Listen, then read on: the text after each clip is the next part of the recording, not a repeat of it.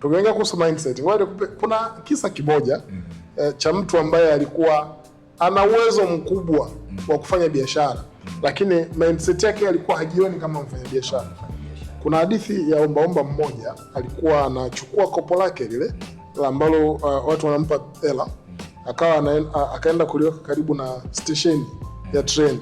Kwa hiyo alikuwa ni ombaomba amezoeleka na muda mrefu, yeye ni ombaomba na watu wanamjua wao yuko pale station.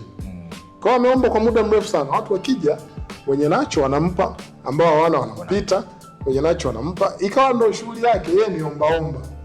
Kuna siku moja kwenye kazi yake hiyo ya kuombaomba akakutana na kitu cha tofauti kidogo.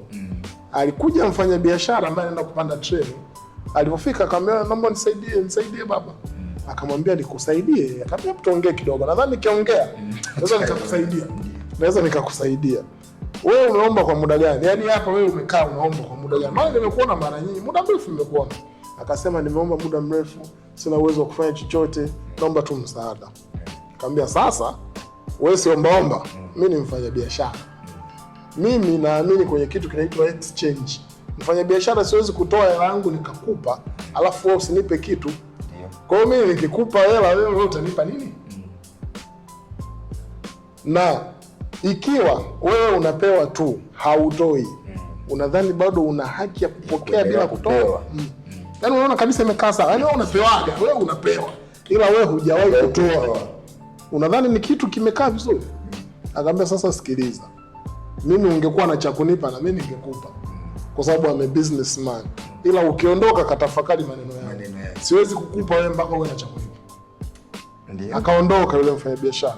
Yule bwana ameomba kwa muda mrefu sana, amekuwa omba kwa muda mrefu. Hakuwahi kukutana na mtu anamwambia maneno kama hayo.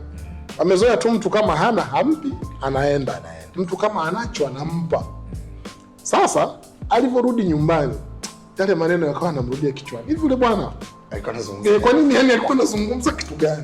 Na kwa nini, ndio maana nilikwambia hapa, mtu yote anayeongea yani huwezi kujua kwa nini Mungu kamleta. Yule bwana akatafakari. Kesho yake hakwenda kuomba, kwa sababu alikuwa anaona, ila kweli mimi sijai kumpa mtu kitu, napataje haki ya kuendelea kupokea tu? Na nimepewa muda mrefu. Huyu mpaka kaniambia hivi, amenichoka. Watanichoka mwisho, nitakuwa sipewi tena. Basi alipokuwa anakaa njia ya kwenda station, kuna sehemu kulikuwa kuna maua. Akakumbuka hivi, kuna sehemu kuna maua mazuri, huwa anayapita anaenda station. Akasema, nitajaribu kitu, nikiwa naenda nitachuma maua, nikimwomba mtu akinipa nampa ua, nione hiyo exchange alionifundisha, nione itakuwaje. Na kweli akapita akachuma. Wao alikuwa ni maua mazuri. Alikuwa anayaona tu, yeye anapita naenda. Akachukua yale maua kwa sababu ameshaambiwa kuna kitu cha kutoa. Akaenda na yale maua. Sasa alivyoenda na maua, naomba msaada, mtu anamsaidia, anampa ua. La nini?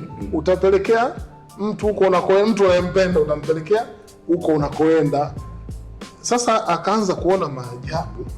Unaona mtu anaona ua umetoa pale, yule ombaomba. Ukimpa ile ombaomba anakupa ua. Kweli watu wanaenda wanampa, anampa ua. Sasa alikuwa mwingine anatoa shilingi 20, mwingine 5,000, mwingine 1000. Yeye anasema yeye ukimpa chochote anakupa ua. Kwa hiyo akafanya hivyo, akajaribu, akaona amepewa sana siku hiyo. Kwa hiyo kesho yake akaenda kuchukua maua tena. Kwa hiyo akawa anachukua maua, mtu akimpa anampa. Siku nyingine mfanya biashara akaja akamkuta. Kaambia, rafiki yangu vipi? Leo una cha kunipa.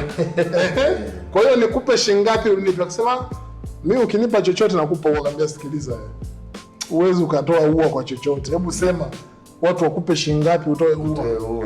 Alafu sikiliza, kuanzia leo ushakuwa mfanya biashara. Yaani wewe ndio unauza maua. Wewe uombi tena. Wewe unaona unashangaa eti kwamba baada ya kuwa na maua watu wanakupa sana, sio wanakupa sana. Yaani wewe unauza maua. Kwa hiyo hapa tengeneza bei, tafuta na maua mazuri zaidi. Sasa bwana akaondoka. Yule ombaomba akacheka, yaani anaona yule, unajua kweli mimi ni muuza maua. Na alikuwa mindset yake hakuwa na hicho kitu. Yeye alikuwa anajua yeye bado anaomba. Yeye bado ni ombaomba. Kwa hiyo ndio ikaja akili ya kuanza kutafuta maua mazuri, kutafuta maua ambayo yana harufu nzuri, yanavutia. Ndio akawa mfanya biashara wa maua wa pale station. Baadaye biashara ikawa kubwa, akaanza mpaka usafiri, na yeye anaenda kuchukua maua ya kuwauzia watu. There is a day akaja kukutana tena na yule mfanyabiashara, akamwambia, ndugu yangu, katika watu ambao sina cha kuwapa hapa duniani ni wewe. Ulinifanya nitoke kwenye maisha ya kuombaomba, sasa hivi na mimi tajiri kama wewe. Sasa niambie, unataka nikufanyie nini? Akamwambia, mimi sina ambacho.